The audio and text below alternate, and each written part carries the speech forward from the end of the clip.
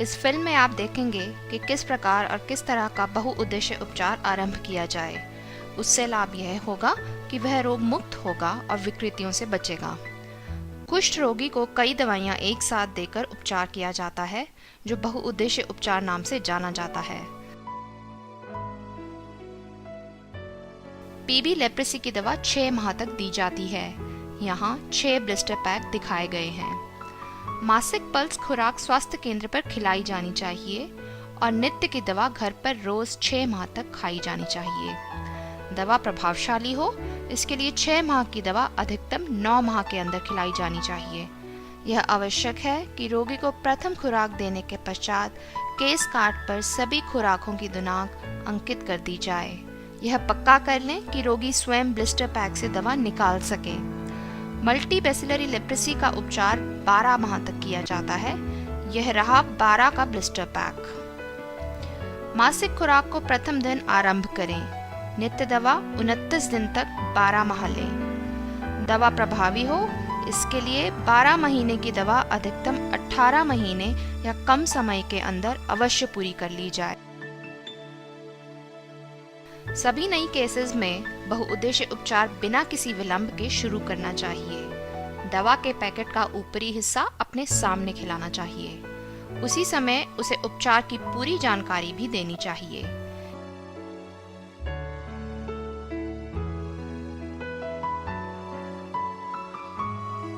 MDT उनको भी शुरू करनी चाहिए जिन्होंने कोर्स अधूरा छोड़ दिया था। कुष्ठ का उपचार सरल है। यह मुफ्त उपलब्ध है और एक विशेष पैकेट में 4 सप्ताह के लिए सही मात्रा में होता है।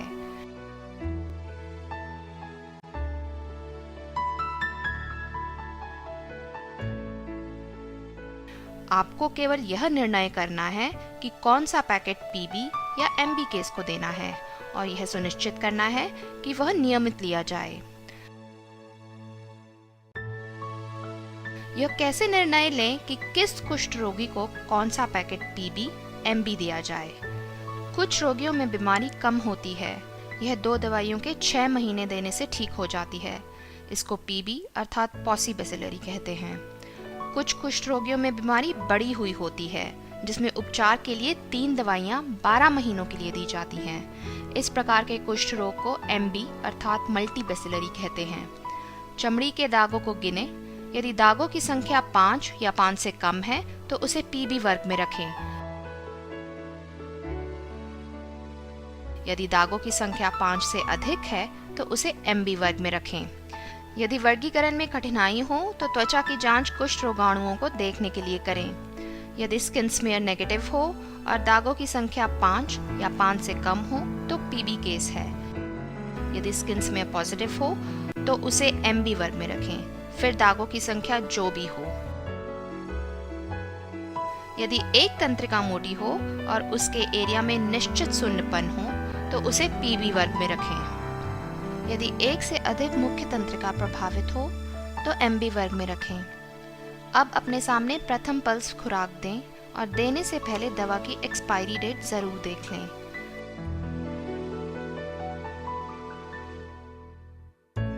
मासिक बैठक में उन रोगियों को केस कार्ड और आगे दी जाने वाली दवाइयां उस उपकेंद्र के कार्यकर्ता को दें। वह आगे कुष्ठ रोगी की देखभाल करेगा। एमडीटी पैकेट का पूरा कोर्स दिया जाए। यदि बीच में कोई समस्या हो तो रोगी को स्वास्थ्य केंद्र में भेजें, अन्यथा आखिरी खुराक के बाद अवश्य चिकित्सक के पास भेजना चाहिए। उसमें अक्षमता की स्थिति का आंकलन किया जा सके।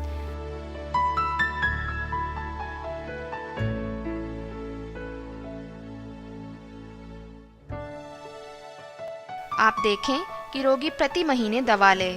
यह सुनिश्चित करना चाहिए कि दवा उचित ढंग से ली जा रही है और यह ड्रग रेजिस्टेंस के रोकने में सहायक होगा। कभी कभी रोगी प्रत्येक माह स्वास्थ्य केंद्र पर नहीं आ सकता। दवा खाने में बाधा ना हो, इसलिए दवा 1 महीने से अधिक की दी जा सकती है। परिवार या आपका सहयोग अपेक्षित है। बच्चों में दवा उनकी उम्र के अनुसार दी जानी चाहिए, किंतु दवा सेवन की अवधि वही होगी जो वयस्कों में होती है। बच्चों के लिए अलग से ब्लिस्टर पैक उपलब्ध है। दवा कैसे दी जाए? प्रत्येक रोगी को दिखाएं कि टैबलेट कैसे ली जाए। उसे समझाएं कि उपचार का कोर्स पूरा करना अति आवश्यक है। रोगी को प्रश्न पूछने का अवसर दें। रोगी का आदर करें। रोगी को उपचार समझने के लिए समय दें। सुनिश्चित करें कि रोगी दवा कैसे ले, कब तक ले, समझ गया है और उसे स्वास्थ्य केंद्र पर पुनः कब आना है। प्रत्येक समय जब रोगी दवा लेने आए तो उपचार का विवरण केस कार्ड पर रजिस्टर पर अंकित करें। रिकॉर्ड को नियमित चेक करें और सुनिश्चित हो कि रोगी दवा नियमित ले रहा है। यदि दवा नियमित नहीं ले रहा है तो उससे संपर्क करें। समुदाय के लोग इस कार्य में आपकी मदद कर सकते हैं। यदि रोगी दवा ठीक से नहीं ले रहा है तो यह पता करें कि क्यों नहीं ले रहा है। क्या आप इसमें कुछ कर सकते हैं? रोगी के साथ मिलकर समाधान पता करें। कुष्ठ रोग में बहु औषधि उपचार दें। कुष्ठ रोगियों को पीबी या एमबी वर्ग में रखें। यदि त्वचा में दाग की संख्या 5 या उससे कम है तो पीबी वर्ग में रखें। यदि त्वचा में दाग की संख्या 6 या उससे अधिक है तो एमबी वर्ग में रखें। यदि वर्गीकरण कठिन हो तो त्वचा का स्मीयर परीक्षण करवाएं। यदि स्मीयर परीक्षण में कुष्ठ रोगाणु हो तो एमबी वर्ग में रखें, दागों की संख्या जो भी हो। यदि एक ही मुख्य तंत्रिका प्रभावित हो और कई दाग ना हो तो उसे पीबी वर्ग में रखें।